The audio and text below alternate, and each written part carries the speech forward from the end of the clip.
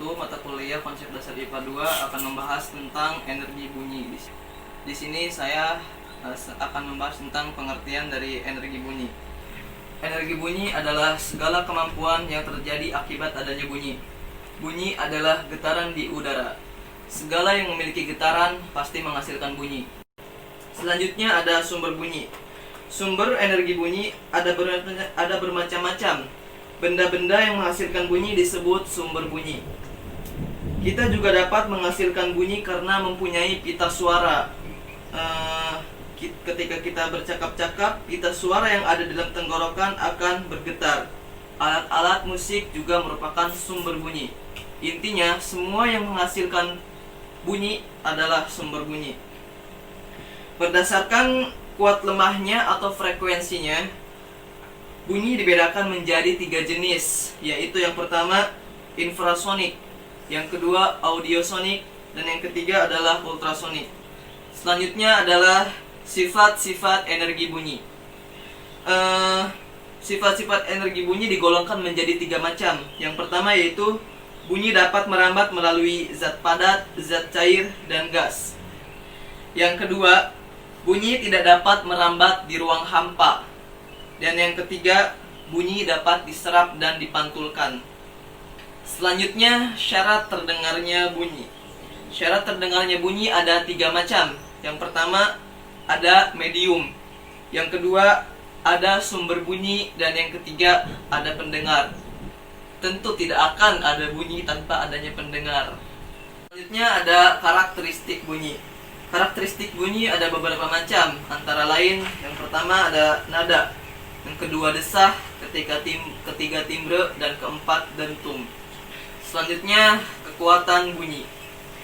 Bunyi yang kuat berbeda dengan bunyi yang tinggi. Kekuatan bunyi tidak ditentukan oleh frekuensi bunyi, tetapi oleh hal-hal lain, khususnya amplitudo, resonansi, dan jarak. Selanjutnya ada manfaat bunyi. Beberapa manfaat adanya bunyi antara lain yang pertama adalah sifat-sifat gelombang bunyi seperti sifat pemantulan, nada, dan frekuensi ultrasonik bermanfaat dalam kehidupan manusia. Dengan adanya tangga nada, umat manusia menjadi lebih manusia. Nada-nada dilantunkan sebagai ekspresi pemikiran, motivasi, dan emosi. Saya Zafara Madani Zahra. Di sini saya akan melanjutkan pembahasan dari teman saya sebelumnya. Di sini saya akan membahas tentang getaran. Getaran adalah gerakan bolak-balik secara periodik melalui titik keseimbangan. Titik keseimbangan didefinisikan sebagai posisi saat resultan gaya pada benda sama dengan 0. Satu getaran adalah satu gerakan pulang pergi. Selanjutnya ada persamaan simpangan, kecepatan, dan percepatan. Simpangan paling besar yang dapat dicapai benda disebut dengan amplitudo. Secara umum, simpangan dapat dinyatakan oleh persamaan Y sama dengan A sin dalam kurung omega T plus theta 0 atau bisa ditulis seperti ini. Selanjutnya ada persamaan kecepatan getaran harmonik diperoleh dari turunan pertama simpangan terhadap waktu, atau rumusnya Vy sama dengan omega A cos dalam kurung omega T plus theta 0 dan dituliskan seperti ini. Selanjutnya ada persamaan percepatan getaran harmonik diperoleh dari turunan pertama kecepatan terhadap waktu. Dan rumusnya AY sama dengan min omega kuadrat A sin dalam kurung omega T plus theta 0. Dan rumusnya dituliskan seperti ini. Selanjutnya yaitu getaran beban dan pegas. Besar gaya pegas dapat ditulis dengan rumus F sama dengan K kali Y0 atau bisa ditulis seperti ini. Di titik keseimbangan, besar gaya pegas sama dengan berat beban, atau W sama dengan M kali G. Sehingga K sama dengan M kali G per Y0. Pada benda yang bergetaran harmonik, bekerja resultan gaya yang arahnya selalu menuju ke titik keseimbangan, dan besarnya sebanding dengan simpangan benda terhadap titik keseimbangan. Secara matematis dapat ditulis dengan F sama dengan min K kali Y. Tanda negatif diberikan karena gaya pemulih selalu berlawanan dengan arah gaya penyebab gerak.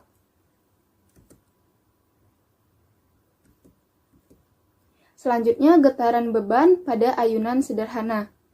Pada saat bandul diberi simpangan dengan sudut theta terhadap vertikal, gaya berat bandul memiliki komponen sepanjang arah tali dan komponen tegak lurus tali. Pada kondisi ini, gaya pemulih merupakan komponen gaya yang tegak lurus tali, yaitu F sama dengan min mg sin theta, atau bisa ditulis seperti ini.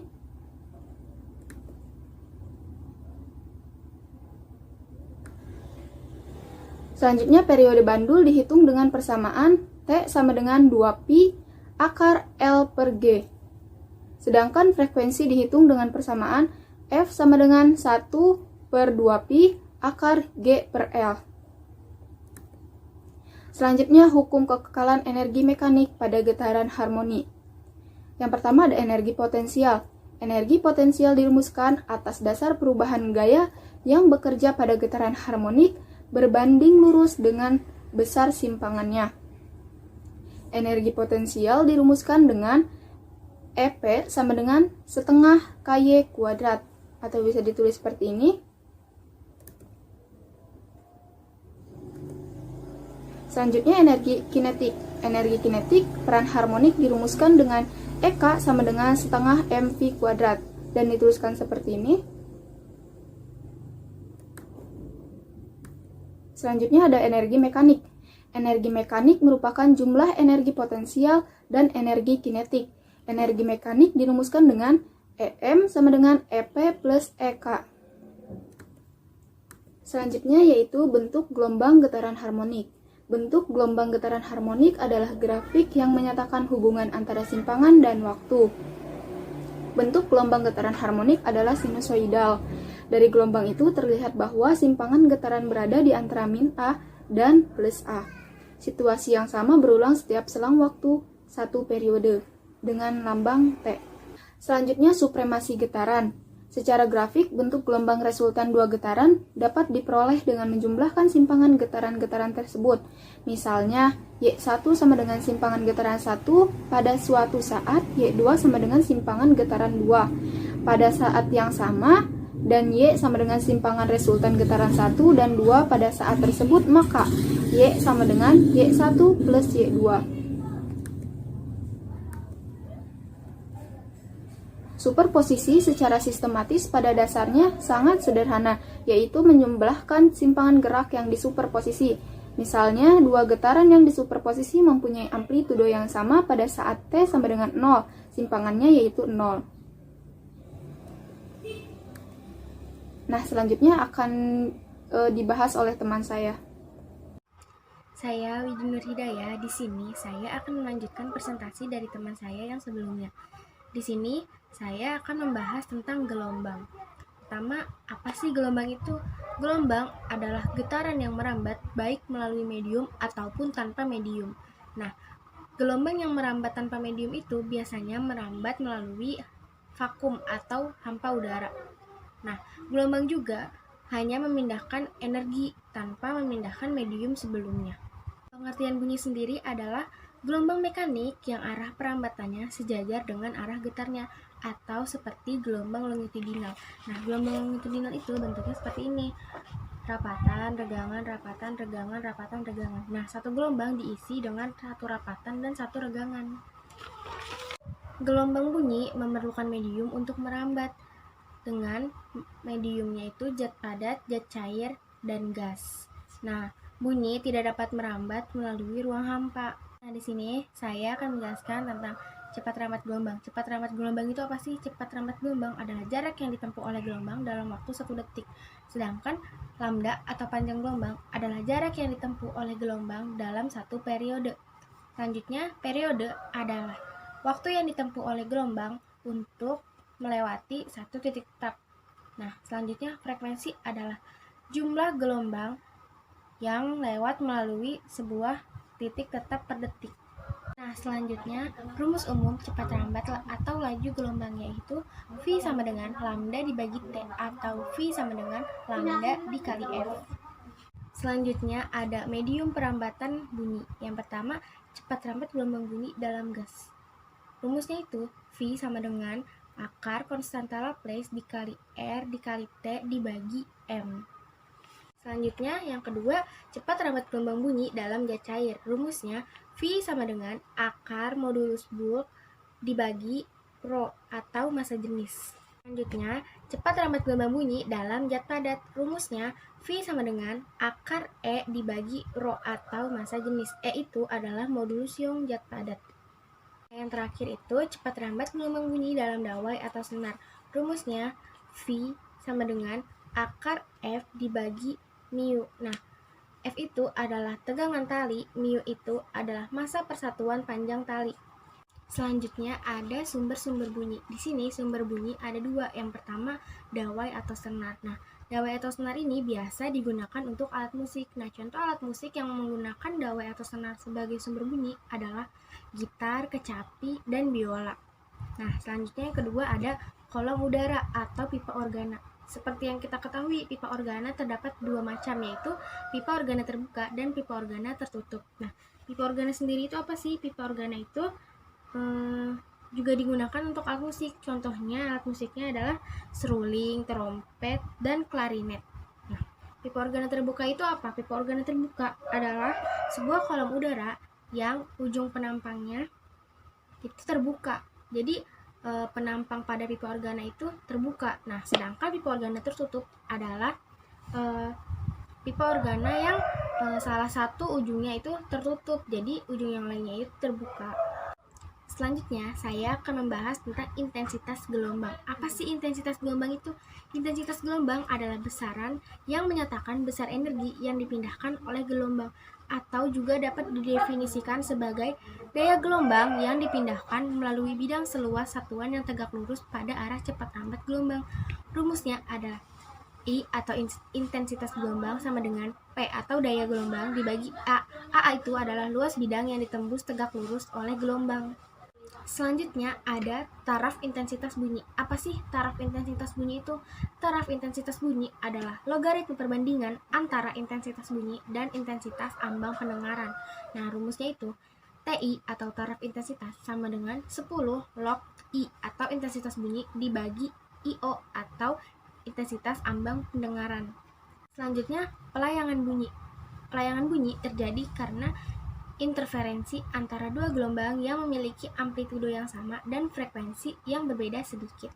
Nah, satu layangan didefinisikan sebagai gejala dua bunyi keras atau bunyi lemah yang terjadi secara berurutan sehingga satu layangan sama dengan keras lemah keras atau lemah keras lemah. Banyaknya layangan per detik atau frekuensi layangan dinyatakan dengan rumus FL frekuensi layangan sama dengan mutlak F1 frekuensi gelombang Y1 dikurang F2 atau frekuensi gelombang Y2. Selanjutnya efek Doppler. Efek Doppler adalah peristiwa tinggi rendahnya nada suatu bunyi berhubungan dengan frekuensi gelombang bunyi yang masuk ke telinga manusia. Jadi, apabila sumber bunyi dan pendengar bergerak relatif satu sama lain, maka frekuensi yang didengar oleh pendengar tidak sama dengan frekuensi yang dipancarkan oleh sumber bunyi. Dalam efek Doppler, terdapat ketentuan-ketentuan sebagai berikut. Selanjutnya ada persamaan umum efek Doppler, yaitu Fp atau frekuensi yang didengar oleh pendengar sama dengan V atau cepat rambat bunyi dikurang Vp atau kecepatan gerak pendengar dibagi V cepat rambat bunyi ditambah Vs atau kecepatan gerak sumber bunyi dikali Fs atau frekuensi sumber bunyi. Untuk menentukan plus minus pada Vp dan Vs, terdapat ketentuan sebagai berikut. Selanjutnya ada sifat-sifat gelombang bunyi. Yang pertama, ada pemantulan gelombang bunyi atau refleksi. Contohnya itu seperti gelombang bunyi merambat dan dihalangi oleh dinding penghalang. Lalu, gelombang ini akan dipantulkan oleh dinding penghalang tersebut. Yang kedua, ada pembiasan gelombang bunyi atau refraksi. Refraksi atau pembiasan merupakan peristiwa pembelokan gelombang bunyi. Nah, refraksi ini terjadi apabila gelombang bunyi dari satu medium memasuki medium lain dengan sudut tertentu.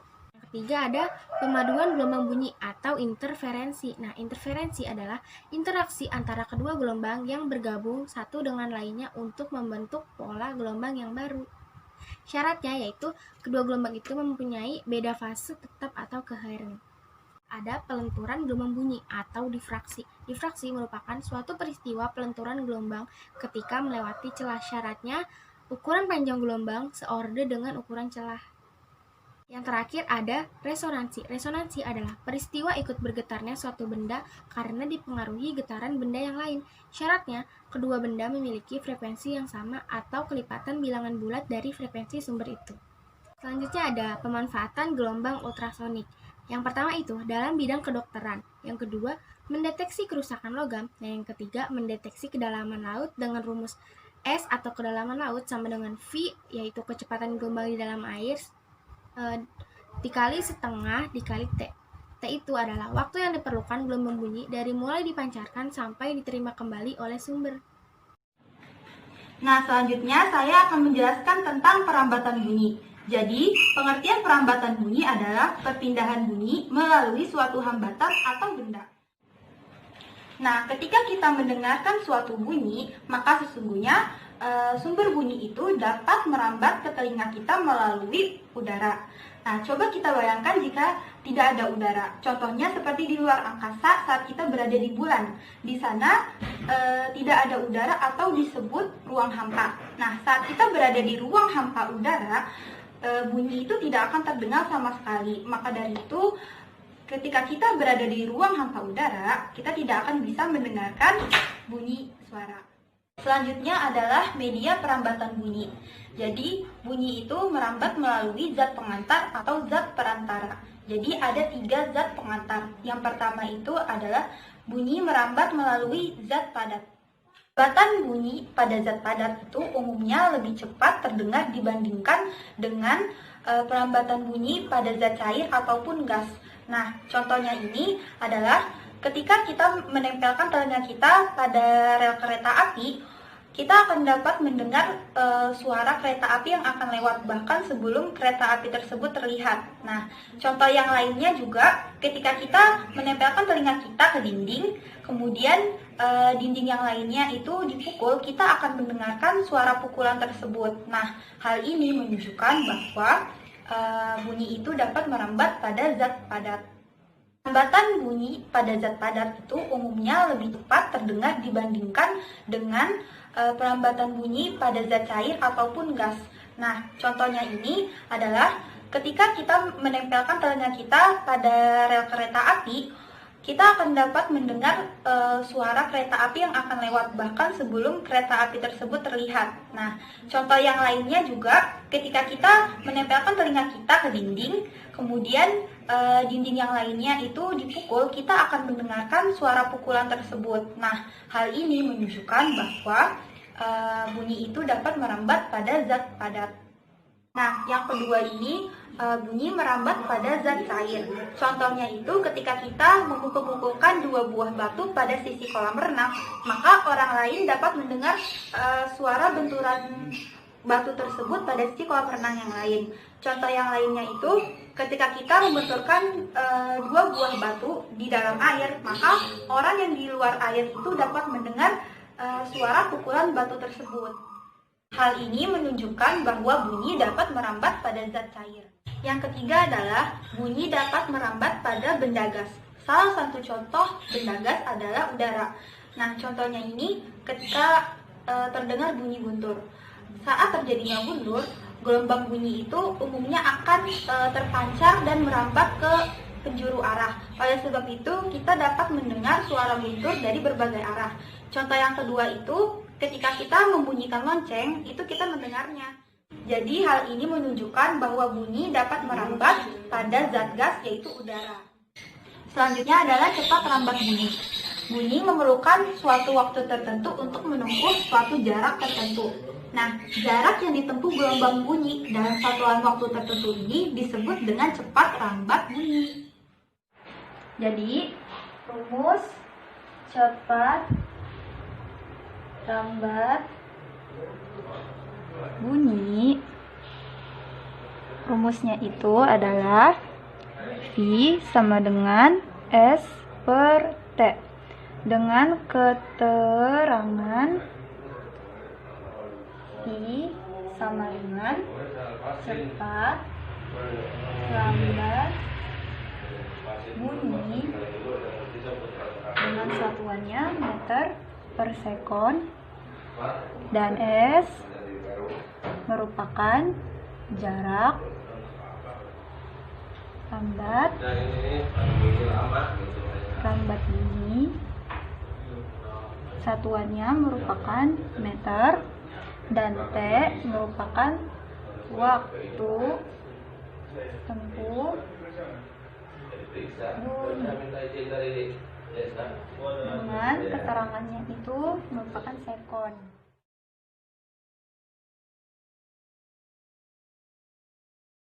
Selanjutnya adalah rumus cepat rambat dalam berbagai zat. Nah, yang pertama ini ada zat cair. Nah, rumusnya itu adalah V sama dengan akar B per T. Nah, keterangannya ini V sama dengan cepat rambat bunyi. Nah, satuannya ini meter per sekon. Selanjutnya B merupakan modulus bulk.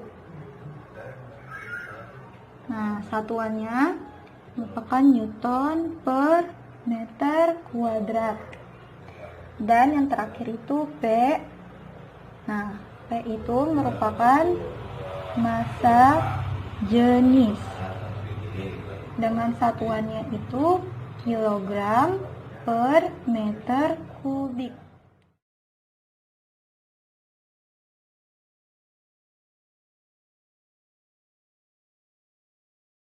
Yang kedua merupakan gas. Nah, rumusnya ini V sama dengan akar Y R dikali T per M.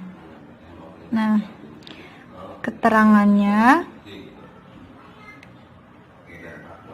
V merupakan cepat rambat bunyi. Nah, satuannya ini sama meter per sekon.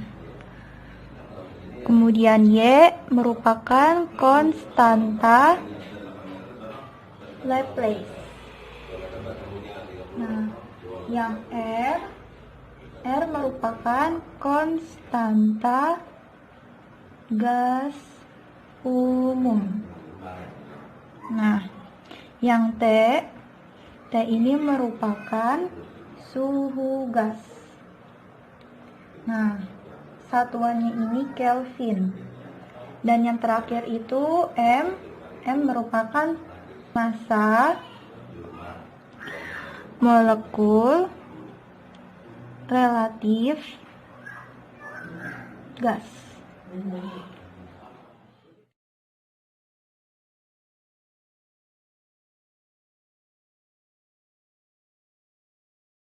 Nah, yang terakhir itu ada zat padat. Nah, rumusnya ini V sama dengan akar E per P. Nah, keterangannya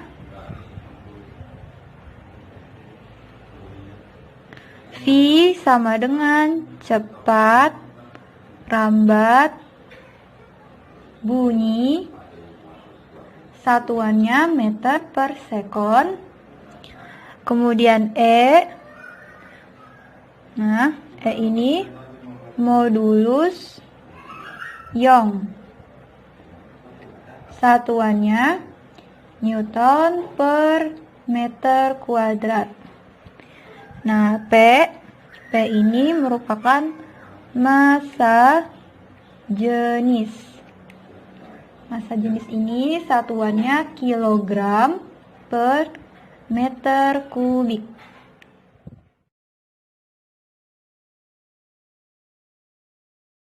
Baik, saya Adinda Rafelia Sofyan Putri. Di sini saya akan mempresentasikan tentang pemantulan dan penyerapan bunyi. Pemantulan gelombang bunyi.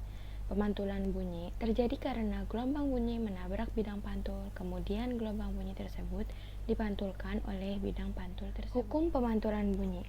Pemantulan bunyi mengikuti suatu aturan hukum, yaitu bunyi datang, garis normal, dan bunyi pantul terletak dalam satu bidang datar.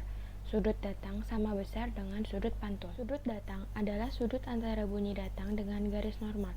Sudut pantul adalah sudut antara bunyi pantul dengan garis normal. Garis normal adalah garis tegak lurus bidang pantul melalui titik bunyi datang. Bunyi pantul dapat memperkuat bunyi asli jika jarak dinding pantul tidak jauh dari sumber bunyi. Misalnya, bunyi kereta api ketika masuk terowongan akan terdengar semakin kuat. Karena gelombang bunyi dipantulkan oleh dinding, maka jarak tempuhnya menjadi 2 kali lipat jarak antara sumber bunyi dan dinding pemantul. Jika jarak antara sumber bunyi dan dinding pemantul adalah S, maka jarak tempuh gelombang bunyi adalah 2S. Rumusnya adalah V sama dengan 2S per T. Keterangannya yaitu V sama dengan cepat rambat bunyi, S sama dengan jarak antara sumber bunyi dan dinding pemantul, T sama dengan waktu. Gema adalah bunyi pantul yang terdengar dengan jelas karena datangnya setelah bunyi asli selesai mengudara. Jadi, gema terjadi karena jarak antara sumber bunyi dan dinding pemantul relatif jauh. Contoh peristiwanya yaitu ketika seseorang berteriak di tanah lapang yang terdapat tebing. Akibatnya, teriakan tersebut bunyi merambat menuju tebing dan oleh tebing dipantulkan kembali ke orang tersebut. Yang selanjutnya ada gaung atau kerdam. Gaung atau kerdam adalah bunyi pantul yang tidak terdengar dengan jelas karena datangnya hampir bersamaan dengan bunyi aslinya. Hal ini disebabkan karena jarak antara sumber bunyi dan dinding pemantulnya relatif dekat. Untuk mengurangi akibat yang ditimbulkan gaung ini, manusia menciptakan alat-alat peredam suara dengan cara memasangkan kain-kain tebal pada dinding. Bunyi asli yang mengenai dinding ruangan oleh kain-kain dan peredam suara tidak dipantulkan kembali ke dalam ruangan, sehingga dalam ruangan tersebut hanya terdengar bunyi asli. Yang ketiga yaitu bunyi pantul yang memperkuat bunyi asli. Contoh peristiwanya adalah ketika suara gurumu yang ada di dalam kelas akan lebih keras dibandingkan dengan gurumu yang ada di lapangan. Itu dikarenakan suara di dalam ruangan akan dipantulkan oleh dinding-dinding ruangan. Aplikasi sifat pemantulan bunyi dalam kehidupan sehari-hari. Yang pertama yaitu untuk mengukur kedalaman laut. Untuk mengukur kedalaman laut, kapal memancarkan bunyi ke dasar laut. Pada dasar kapal terdapat pendeteksi bunyi atau detektor. Detektor ini menghasilkan gelombang listrik jika mendapat bunyi pantul. Dengan mengukur waktu yang diperlukan sejak bunyi dipancarkan sampai ditangkap kembali oleh detektor, kedalaman laut di bawah posisi kapal dapat ditentukan. Dengan demikian, kedalaman laut suatu wilayah dapat dipetakan dengan teliti. Selanjutnya adalah mengukur panjang lorong gua. Pemantulan gelombang bunyi juga digunakan manusia untuk mengatur panjang gua dan kedalaman lautan atau danau dengan cara mengirimkan bunyi datang dan mengukur waktu perjalanan bunyi datang dan bunyi pantul.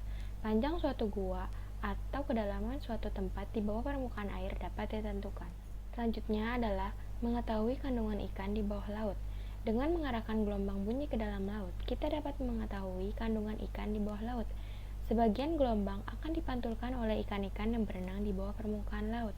Kita dapat membedakan gelombang pantul benda yang diam dan benda yang bergerak. Untuk menyelidiki lapisan bumi, jika gelombang bunyi yang dihasilkan di permukaan, contohnya adalah meledakan dinamit, gelombang tersebut merambat masuk ke kulit bumi sebelah dalam. Setelah menjumpai lapisan kulit bumi yang berbeda, sebagian dari gelombang tersebut akan dipantulkan. Dengan mengukur waktu yang diperlukan, gelombang pantul kembali ke permukaan bumi. Kedalaman suatu lapisan dapat ditemukan. Yang terakhir yaitu pada saat kita bernyanyi di kamar mandi. Kalian pasti pernah kan bernyanyi di kamar mandi? Di dalam kamar mandi itu kan pasti kalau kita nyanyi suaranya jadi bagus gitu. Kayak beda daripada suara kita yang di luar kamar mandi. Nah, kenapa hal itu bisa terjadi? Jadi, pada ruangan kecil, bunyi yang datang pada dinding dengan bunyi yang dipantulkan sampai ke telinga itu hampir bersamaan, sehingga bunyi pantul akan memperkuat bunyi aslinya. Penyerapan bunyi atau absorpsi bunyi adalah penyerapan gelombang bunyi oleh permukaan tertentu, di mana energi gelombang diserap dan diubah menjadi panas dan gelombang lainnya. Penyerapan bunyi banyak dipakai di studio rekaman. Di sini gelombang bunyi selain dari suara penyanyi atau instrumen yang direkam akan diserap oleh lapisan penyerap suara di dinding ruang rekaman, sehingga suara yang dihasilkan di rekaman akan sangat jernih. Penyerapan bunyi juga dimanfaatkan untuk membatas ruangan agar bunyi bising tidak menyebar. Sekian video presentasi dari kelompok kami. Habis ini akan dijelaskan tata cara membuat alat peraga yaitu telepon kaleng.